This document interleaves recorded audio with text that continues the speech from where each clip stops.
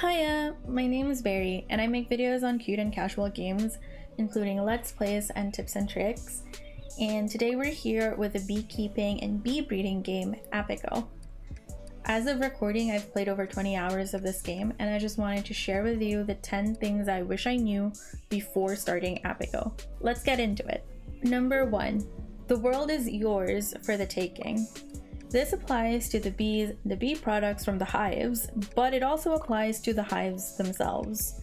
Taking the hives can really make it more convenient so that you don't have to run as far to do your resource runs, but just remember that water hives do need to stay on water.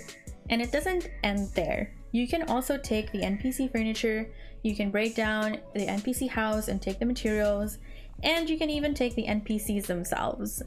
And this is super helpful because some NPCs do live far away, or they take up the space in the starting island, which you may want to use as your base, so you can just move them to a different part. Apart from that, as you play, you'll also find hive mother gates that serve as teleporters, and you can also move these as well so that you can put them closer to your base or wherever you want, really. So keep this in mind as you plan out your base and beekeeping operations. Number 2, you will need a lot of storage.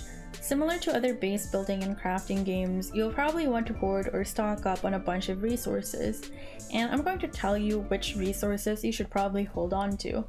And these are the wood and wood products, such as sticks, planks, infused sticks, infused planks, twigs, and sawdust, as well as some bee products, specifically honeycombs, propolis, beeswax, and royal jelly.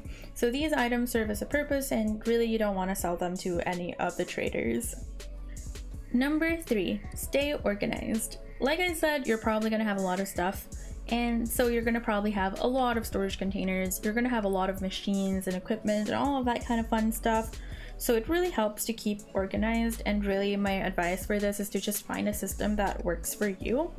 Just remember that you can keep as many windows open as long as they're in range. So it might make sense to have certain things closer to each other, that way you can utilize the windows that you would need at the same time, all at the same time.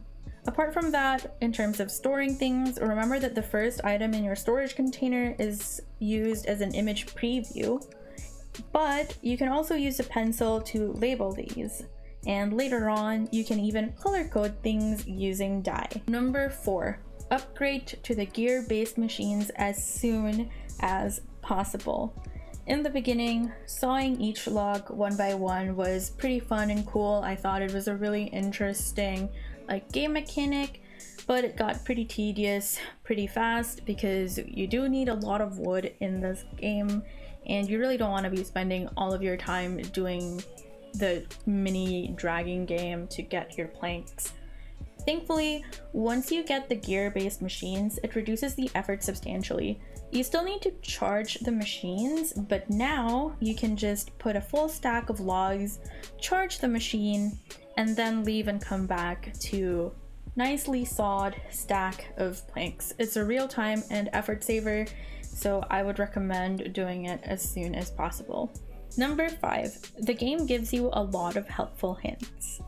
So if you're stuck or if you can't figure something out and you don't want to Google it or you don't want to rely on the wiki, either way it's perfectly fine, up to you how you want to play. But if you want to try to figure it out, then you can try looking for the hints that the game provides. So first, of course, the farm books go over the basics. But if you can't figure out the machines, even though the farm books kind of talk about it a little bit, the machines or the stations, you can click on the question mark on the top left of the window to get an overview of what goes where, or a really simple diagram of how the machine works. And if you're stuck trying to breed a specific bee species, the guidebook, the bee guidebook, contains how to breed these bee species or gives you some hints. That way you don't have to immediately rely on the wiki. And if you want additional hints, you can actually also talk to Dr. Benjamin, who is in the starting town, where you can get a microscope and all of that kind of stuff. And he'll give you some information on how to breed some certain bee species that may be a bit hard to breed or find. Number 6, what to sell to make money in Apico. In the beginning, I didn't know what I could sell because when I talked to the traders, sometimes a lot of the things that you would have really just sells for a 0 or 1, and that's not really a good deal or a good way to make money in the game. So I'm going to tell you the products that you can sell. So you can sell the bee products apart from the ones I mentioned earlier.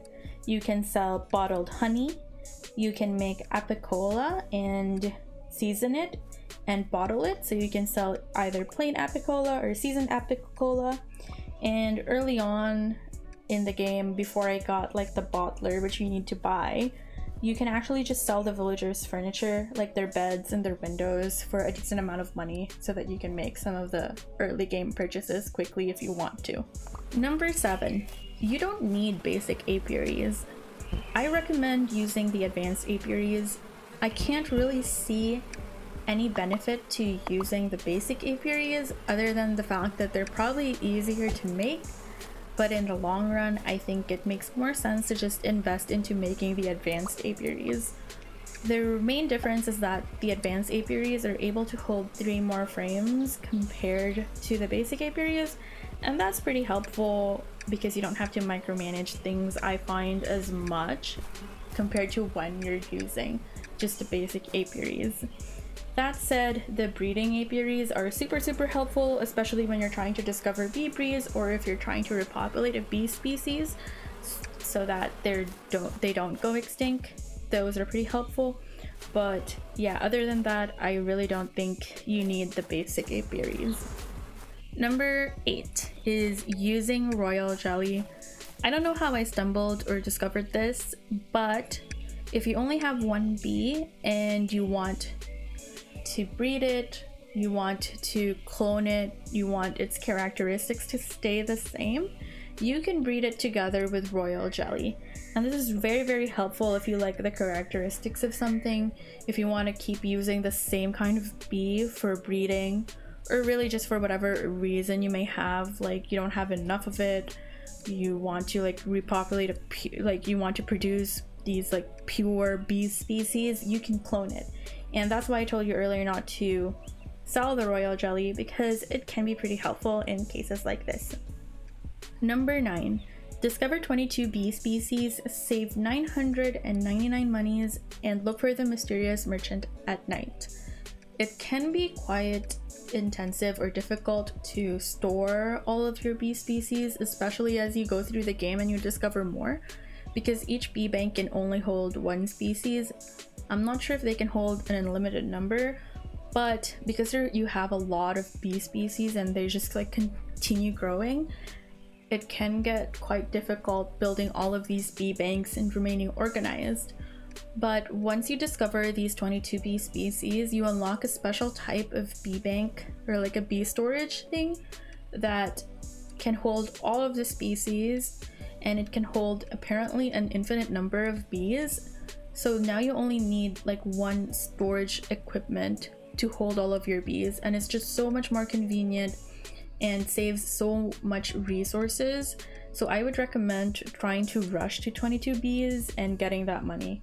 And if you're looking for the mysterious merchant, he only shows up at night, but you can find out where he is by looking at the map, so really it's not that difficult.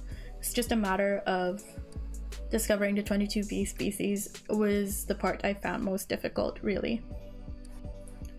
Number 10. It's okay to play the game slowly. In fact, it's really hard to keep up with it. On the surface, Apico is just a game about beekeeping, but I think it's so much more, because not only do you have regular bees, you have solitary bees, you have bees that live in only certain environmental conditions and you have to figure out how to control the environment. And then there's flower breeding and trying to repopulate the butterflies and repopulating the bees and all of that kind of stuff. There's just so much to do, but really don't fret and just enjoy it at your own pace, because what I forgot to remember was that there's no deadline to the game. I was just trying to rush through it, but take your time and enjoy the game. And those are the 10 things I wish I knew before playing Apico. If it helped, I'd really appreciate it if you like this video or subscribe to my channel, and I hope to see you in the next video. Bye!